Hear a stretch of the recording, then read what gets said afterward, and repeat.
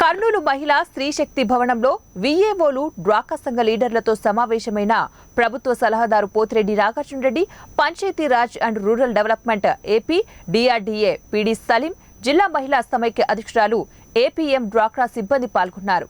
ఈ సందర్భంగా నాగార్జున రెడ్డి గారు మాట్లాడుతూ 2014 నుండి 19 వరకు నారా చంద్రబాబు నాయుడు ఎలక్షన్లకు ముందు ఇచ్చిన హామీలను ఏ ఒక్కటి కూడా పూర్తిగా నెరవేర్చలేదని, జగనన్న 2019లో ఎలక్షన్లకు ముందు ఇచ్చిన హామీలను, నవరత్నాల కార్యక్రమాలను 199% పూర్తి చేయడం జరిగిందన్నారు. జగనన్న ఆసరా 0 వడ్డీ పూర్తిగా ఇవ్వడం జరిగిందని, జగనన్న చేయుత ఇప్పుడు ఇవ్వడం జరుగుతుందని, ప్రతి మహిళ అకౌంట్లో ₹1,00,000 వివిధ సంక్షేమ పథకాల ద్వారా వేయడం జరిగింది. కావున జగనన్నను మళ్లీ సీఎం చేసుకోవాల్సిన బాధ్యత మీ అందరిపైన ఉందన్నారు.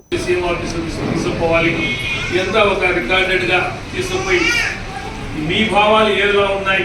మీరు 2014 నుంచి 19 వరకు నారా చంద్రబాబు నాయుడు గారు 660 హామీలు ఇచ్చాడు.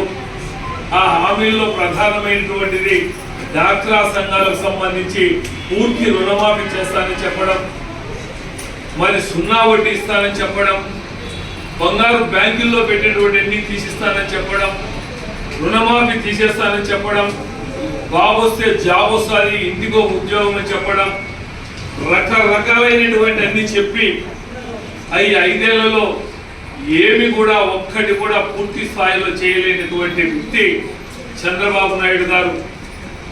మరి జగనన్న ముఖ్యమంత్రి అయిన తర్వాత ఇడుపులపాయ నుంచి ఇచ్చాపురం వరకు 3864 కిలోమీటర్ల పాదయాత్రలో ప్రజల కష్ట సుఖాలను తెలుసుకొని నవరసాల కార్యక్రమాలను పెట్టడం, దాంట్లో 24 రకాలైనటువంటి సేవలను తీసుకురావడం, ప్రజలకు ఏది అవసరమో దాన్ని ఖచ్చితంగా చేయాలనే ఉద్దేశంతో ఆ నవరసాల కార్యక్రమాలకు సంబంధించి 199% పూర్తి చేసినటువంటి ఘనత మన ముఖ్యమంత్రి జగన్మోహన్ రెడ్డి గారు అని చెప్పి నేను సభాముఖంగా చెప్తున్నా. మీకు తెలుసు, ఈరోజు ప్రతి 21 లక్షల మంది ఇల్లు కట్టుకోవడం జరుగుతూ ఉంది. దానికి కూడా ఎన్నో అడ్డంకులు తెలుగుదేశం పార్టీ వాళ్ళు పెట్టి కోర్టులకు వేయడం, ఆ స్థలాలను ఇబ్బంది పెట్టడం జరుగుతూ ఉంది. కాబట్టి ఇవన్నీ మీరు ఆలోచించండి. ఈరోజు జగనన్న ఒకటే ఆలోచిస్తున్నాడు, నాయకులు ఎవరు పోయినా కూడా నా వల్ల లబ్ధి జరిగి ఉంటే మీరు మనస్సాక్షిగా నాకు ఓటు వేయండి, లబ్ధి జరిగి ఉంటేనే వేయండి అని చెప్పగలిగే నాయకుడు, దమ్మున్న నాయకుడు ఒక రాజశేఖర జగన్మోహన్ రెడ్డి అని చెప్పి. ఎందుకంటే ఎలక్షన్ల ముందు అన్ని హామీలు ఇస్తారు, అది చేస్తాం ఇది చేస్తామని.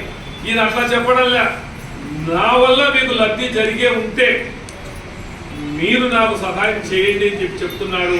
కాబట్టి మీరు ఆలోచించండి, ఒక్క మహిళ 100 మందితో సమానం. ఎందుకంటే మగవాళ్ళకు కొంతమంది ప్రలోభాలు పెట్టచ్చు, రకరకాల ప్రలోభాలు పెట్టచ్చు, మందు తాపడం కానీ ఇంకొకటి బిర్యానీలో ఏదో ఒకటి చేసినా కూడా ఆడవాళ్ళు ఒకరు చెప్తే వినేవాళ్ళు కాదు. వాళ్ళ మనస్సాక్షిగా వాళ్ళకు ఏది లబ్ధి జరిగిందో